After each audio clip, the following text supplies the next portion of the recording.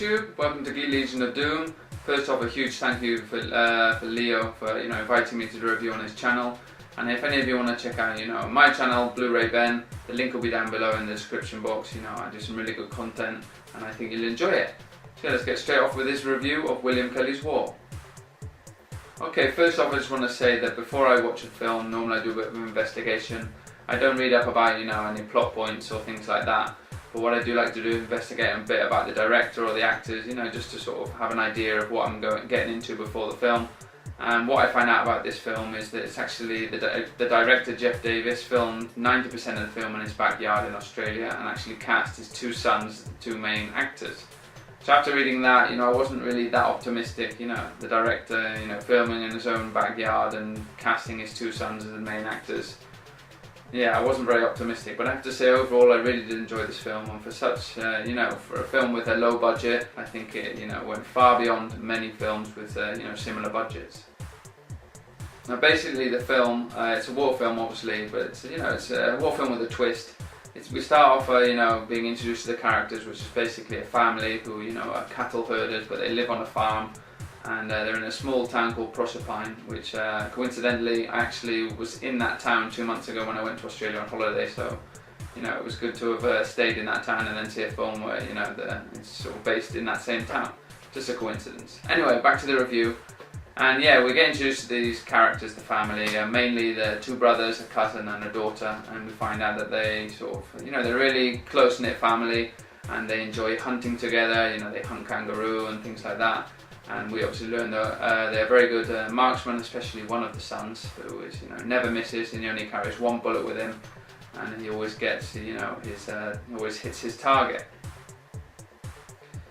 Now it's set in 1913, the start of the film, and obviously the First World War starts in 1914. So being young farmers' children and good at shooting and things like that, they jump at the chance to be able to fight for their country. And they head off to Europe, the battlefield in Europe. Now this is where the film sort of takes a turn. We jump back and forth from the hometown, Proserpine, where their sister and their parents are, and then back to obviously the war zone where we see the two brothers and the cousin fighting in different arenas of battle. Belgium, France. There are a couple of scenes in England too. And basically we find out that they're in a sniper regiment, obviously because they're good marksmen.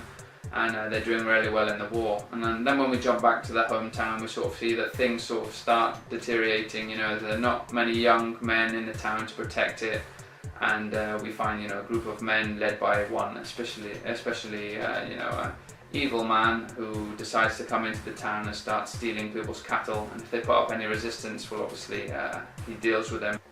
Now after these jumping back and forth between the battle and Proserpine, the hometown, the film does sort of take a turn, and when they come back from the war, they find out that something's happened in their hometown, and the film sort of changes from a war film to a revenge flick.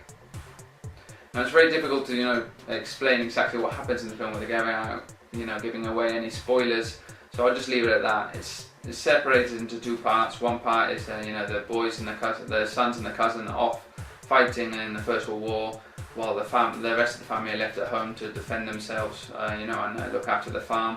And then the second part of the film where it turns into a revenge flick where something bad's happened and the sons have to sort of try and get revenge.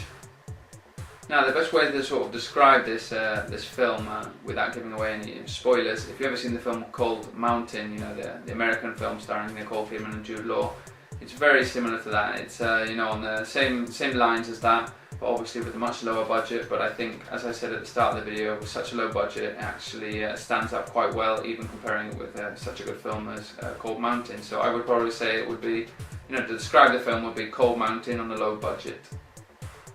Now let's get into the positive aspects and the negative aspects, as every film has. Obviously, being on a low budget, you have to take into consideration that you can't compare it to a huge Hollywood blockbuster. That just wouldn't be fair. So I'm going to sort of look at the positive and negative sides, keeping in mind the low budget they had. Now for me, definitely the most positive aspect about this film is the storyline. It's really intriguing right from the start when you get introduced to the family and the hometown. And then all the way through the war, the things that happened during the war. Even though there are a lot of close-ups you know, close shots and things like that, and you don't really get to see much more of the war apart from what the sons and the cousin are actually doing. You know, very small sort of parts of you know, attacks, no big battles. It's shown in a really you know, well done way, and it keeps you intrigued. And then in the second part of the film, when it, you know, becomes a revenge flick, it's also really intriguing, and it keeps you, you know, on the edge of your seat right to the end of the film. Of course, with these low budget films, there's going to be some negative aspects. And you know, also with war films, normally a war film does need quite a big budget because you have to, you know, use a lot of action scenes and you know, things that generally need a lot of money to produce. So as I said, as a low budget film, it does it well, but the negative aspects definitely have to be the special effects, especially in the war scenes. You know, there's some explosions, some blood spatter, you know, being shot and things like that. Some of the practical effects are actually quite good, but you know, the special effects that I've tried to sort of turn a, you know, a small scene into something, you know, more grandeur is you know, definitely lacking, and they could have done with a bit more, you know, a bit more money in that side of the film.